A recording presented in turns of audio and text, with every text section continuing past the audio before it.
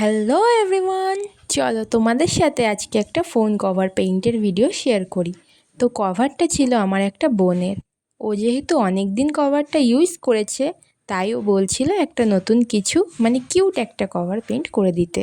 আর দেখো গাইস, যেহেতু বোনের ফোন কভারটা ট্রান্সপ্যারেন্ট ছিল, তাই আমি প্রথমেই হোয়াইট রঙের একটা কোটিং করে নিলাম।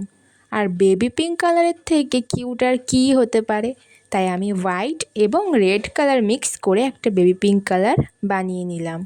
তারপর হোয়াইট কালার শুকিয়ে যাবার পর এই কালারটিকে অ্যাপ্লাই করে নিলাম। তারপর এই রঙটাও শুকিয়ে যাবার পর যেটা আমি পেইন্ট করব বলে ভেবেছি, সেটা প্রথমে পেন্সিল দিয়ে ড্র করে তার ওপর পেইন্ট করা শুরু করলাম।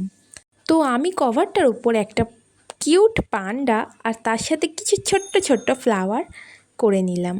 আর আমি না এই কভারটা পেইন্ট করার সময় ভীষণ টেনশনে ছিলাম গাইস, কারণ আমার বোনের এটা পছন্দ হবে কি না সেটা ভেবে, কারণ আমি first time phone cover paint করছি।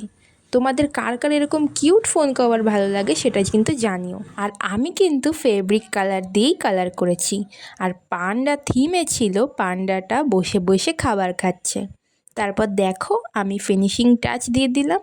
আর ফ্লাওয়ারগুলো আমি হোয়াইট এবং ইয়েলো কালার দিয়েই করেছি, কারণ এই কালার দুটো খুব ভালো ম্যাচ করছে। আর আমি এই কালারগুলো সবই আন্দাজে করেছি।